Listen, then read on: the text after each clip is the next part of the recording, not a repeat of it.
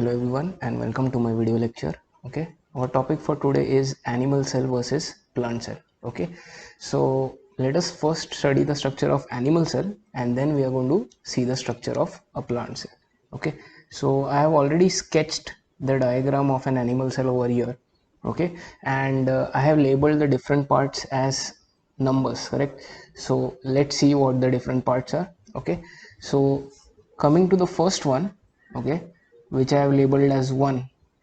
So this first part is called as the cell membrane. Okay, now the cell membrane, as you can see, it forms the boundary of the cell.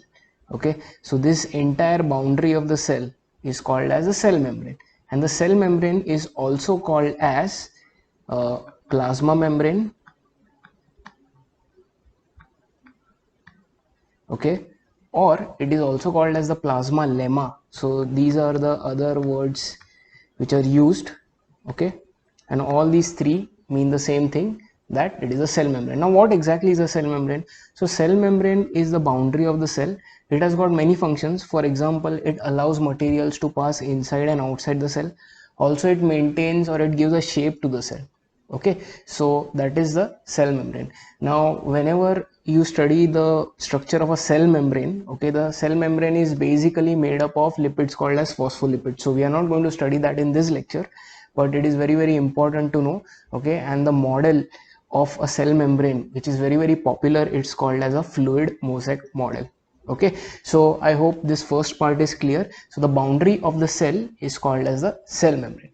Now coming to the second part in this diagram, which is over here.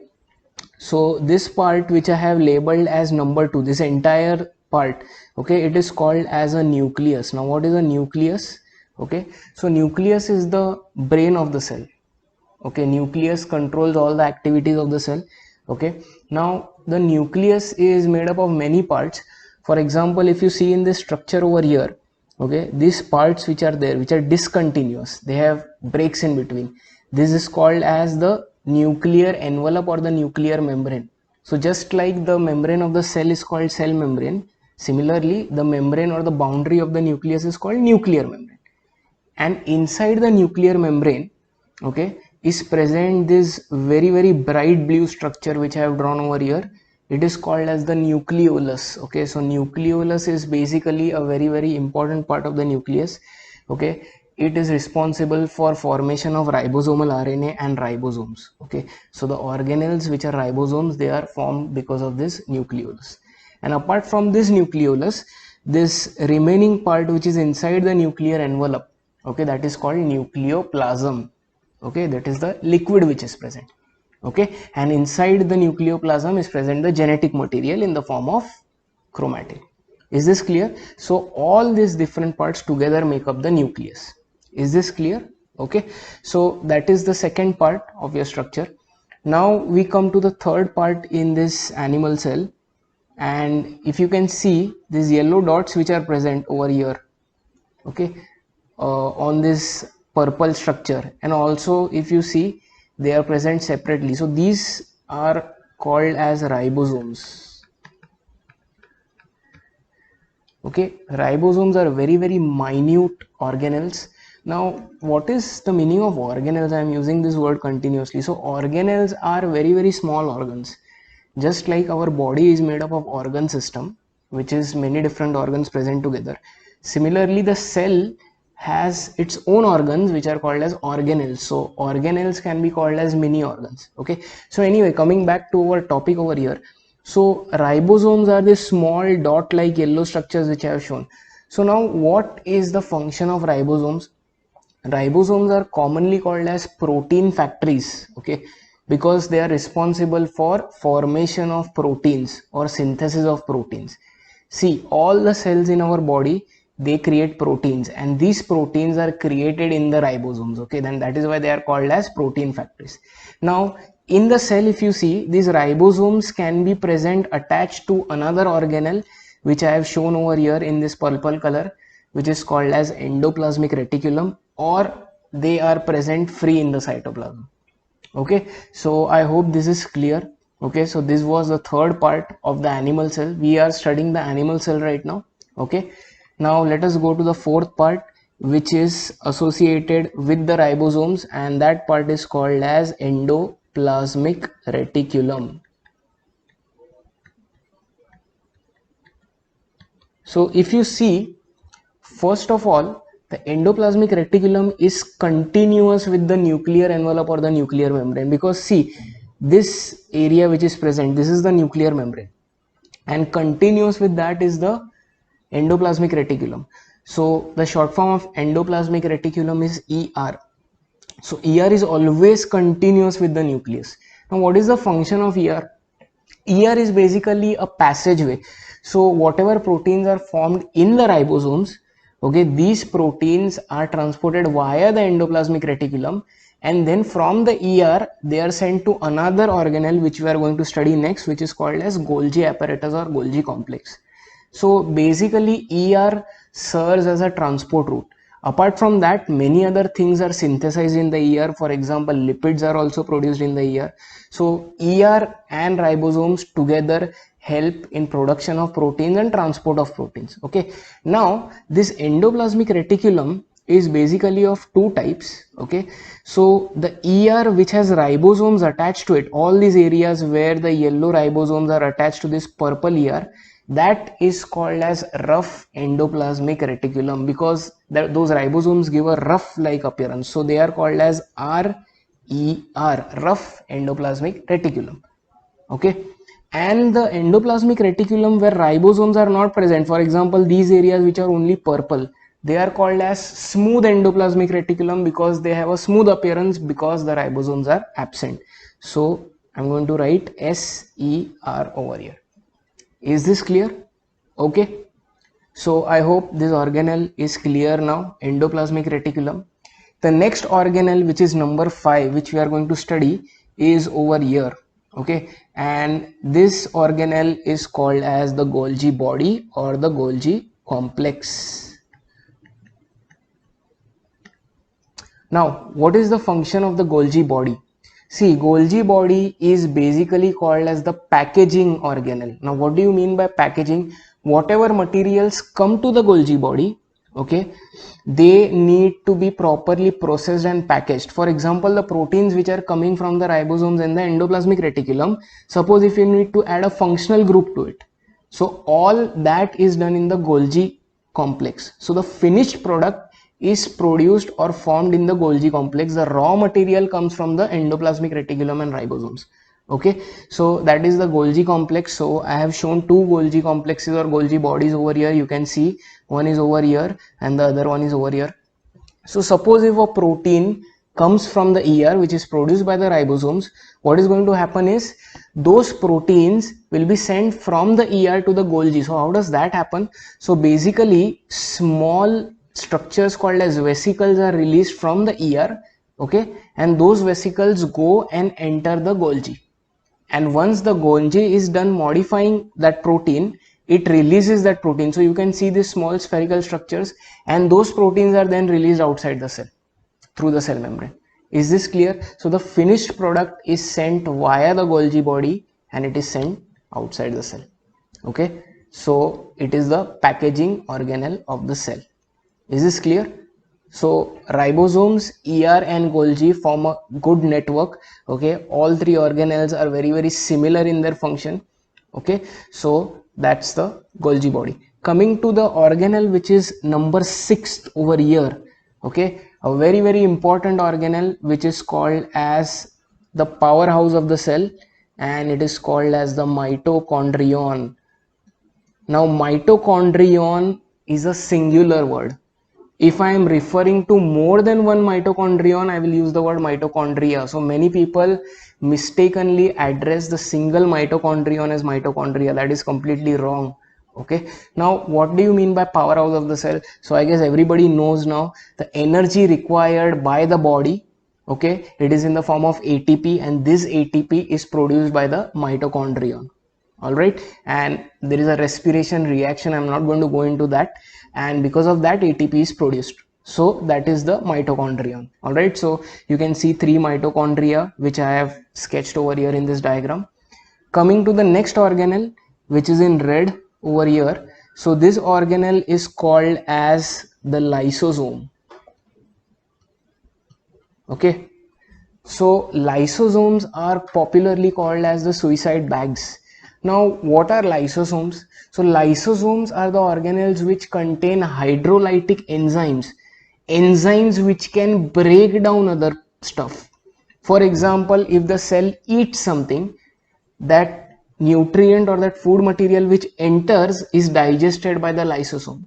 Another function of lysosome is whatever organelles are old and damaged and need to be discarded, then these organelles are digested by the lysosomes because they have these hydrolytic, which are highly acidic enzymes.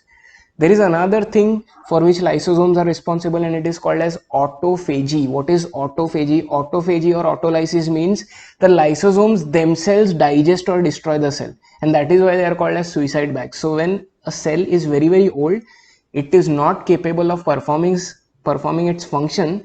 At that time, all the lysosomes in that cell will release those enzymes and they will digest or they will destroy the cell. Okay, and that is why they are called as suicide bags of the cell. Okay, coming to the next organelle, which is in white over here. Okay, and these are vacuoles. Okay, now vacuoles are not very important organelles in an animal cell. Vacuoles are organelles which act as storage sites. Okay, these are much more important in the plant cell. In the animal cell they are present, but the vacuoles in an animal cell are very small in size. Okay, so I have shown them. They are basically storage organelles. Is this clear? Now coming to the next organelle, which is number 9 over here. Okay, this is the organelle which is mostly ignored. It is called as a peroxisome. Now please remember, peroxisome organelle is included under a group of organelles called as microbodies. Okay, so I will just write it down over here. Okay, microbody. So what are microbodies? Microbodies are very minute organelles present in the plant cell or the animal cell. So peroxisome, as the name suggests, what it does is it is responsible for production of hydrogen peroxide as a byproduct. When is hydrogen peroxide formed? See, the role of peroxisomes is breakdown of fatty acids. So you eat fats, correct? Your digestive system breaks down fats into fatty acids and glycerol. Now these fatty acids are further oxidized or broken down by these peroxisomes, and because of that a byproduct form is hydrogen peroxide, and that is why these organelles are called as peroxisomes. Okay, there is another type of microbody, but it is absent in animal cells, so we will study it when we come to the plant cell. Is this clear? Okay, now coming to organelle number 10, which is over here. Okay, in the orange color. So there are two structures which I have drawn, and these structures are called as centrosomes. Single structure is called centrosome. Since I have drawn two structures, centrosomes. Now if you observe carefully in this diagram, inside these centrosomes are present two yellow structures each. Okay, and these structures which are present are called as centrioles.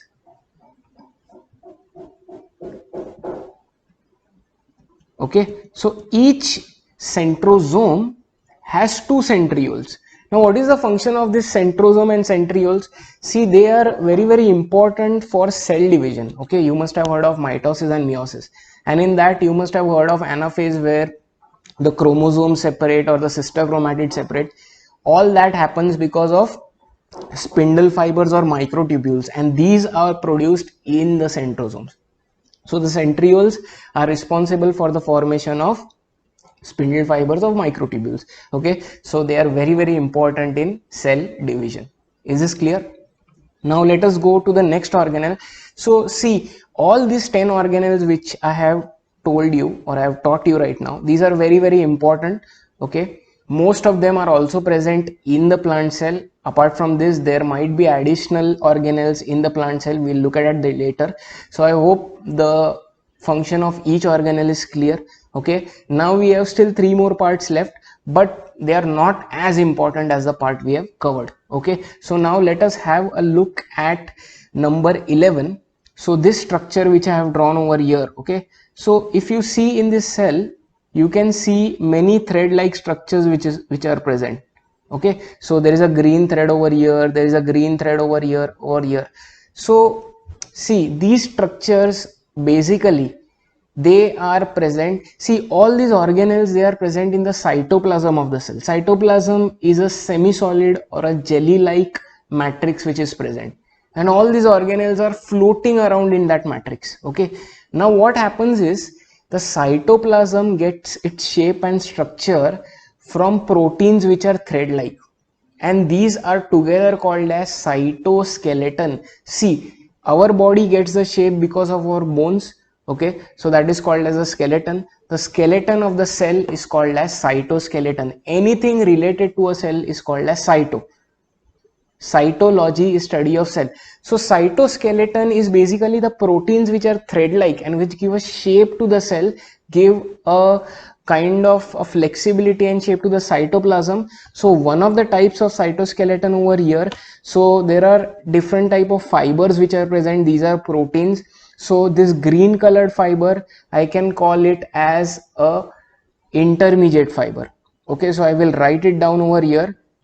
Number 11 is a type of cytoskeleton called as intermediate fibers. Is this clear? Okay, similarly, if you see number 12 diagram which is present over here, okay, so these are also different types of fibers. Okay, so I will just write it down over here. So what are these fibers doing? These fibers are basically acting like the skeleton of the cell. They are present in the cytoplasm. You cannot see them, but these are basically clusters of proteins. So these can be called as microfilament. So intermediate fiber, microfilaments, these are basically types of cytoskeleton, and their job is to maintain the shape, size of the cell and also the cytoplasm. Okay, these are basically filamentous or thread like proteins. Is this clear? And the last structure remaining in this cell is number 13. So number 13 is nothing but cytoplasm. Okay, so I'm going to write it down. Now cytoplasm is not exactly an organelle. Okay, cytoplasm is the semi-fluid or the jelly-like liquid or the matrix which is present inside the cell membrane, and all the other organelles are present inside this cytoplasm. Okay, now there are many functions of the cytoplasm. One of the most important functions of the cytoplasm is cytoplasmic streaming. Now what is cytoplasmic streaming? So what happens in an animal cell and plant cell is this cytoplasm is moving. It is not staying there.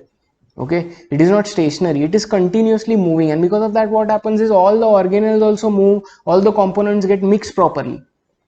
That is also called as cyclosis. Okay, it is cyclosis or cytoplasmic streaming, which means that the cytoplasm is moving. This happens in all the eukaryotic cells. So animal cell, plant cell, it happens. In prokaryotic cells, the cytoplasm doesn't move, so that is absent. Is this clear?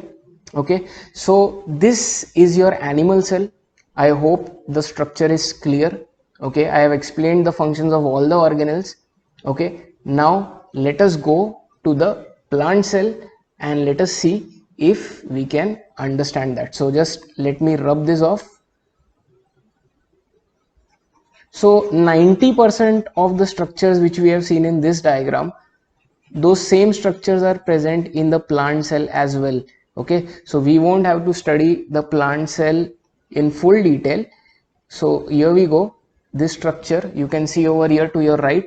This is the diagram of the plant cell. So I have just labeled 3 parts in this plant cell which are new in the plant cell. All the remaining organelles are the same which are present in the animal cell. So let us start with that. Now the part which I have shown over here is part number 1. All right, and part number 1 is called as the cell wall. Okay, so if you see now in this plant cell, there is this light green outline which is present. This is the cell membrane of the plant cell. Okay, or the plasma membrane of the plant cell, or the plasma lemma of the plant cell. But this additional structure which is present, which I have shaded over here, this portion is called as the cell wall. Now cell wall is a very rigid, very strong and a protective structure present in the plant cell. It is absent in animal cell. So the function of the cell wall is basically protecting the plant cell. Materials can also pass through the plant cell inside and outside, just like the cell membrane. But please remember, cell wall is a much stronger part compared to the plasma membrane, and it is present in the plant cell.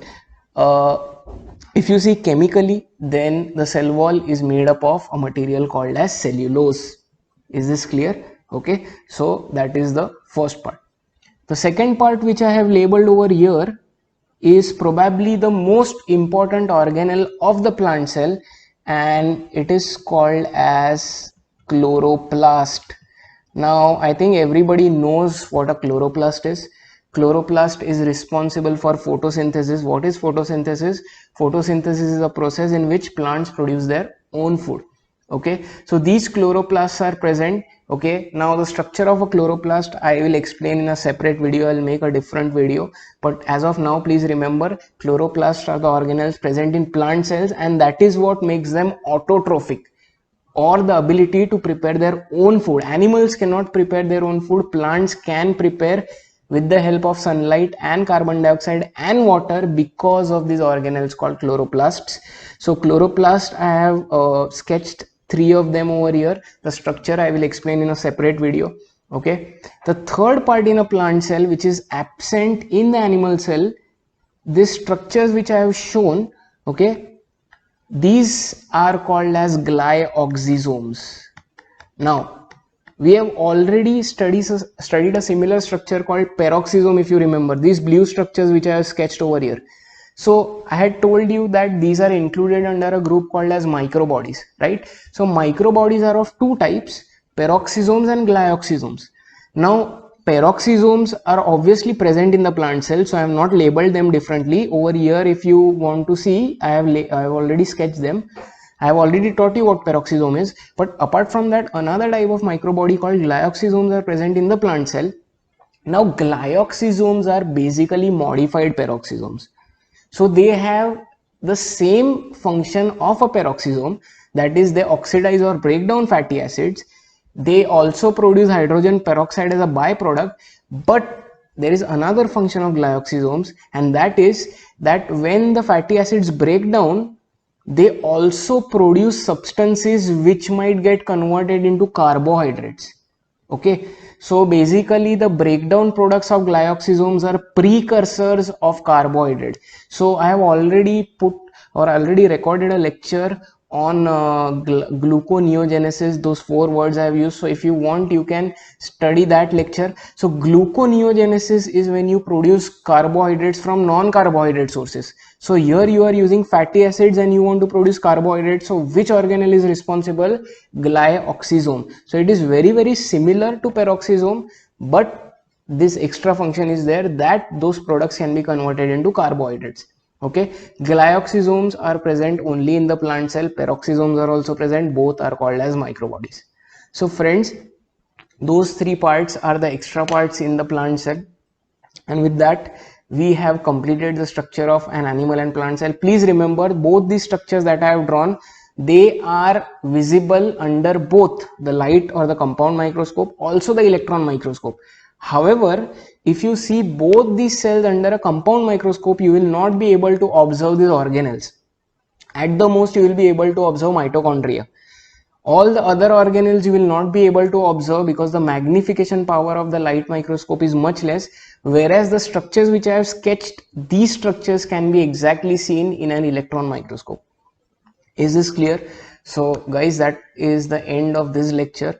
I am going to make another lecture, okay, on the differences between an animal and plant cell, and please make sure that you view that lecture. If you like this lecture, please put in a like, share, and if you are still not subscribed to my channel, subscribe. Okay, thanks a lot.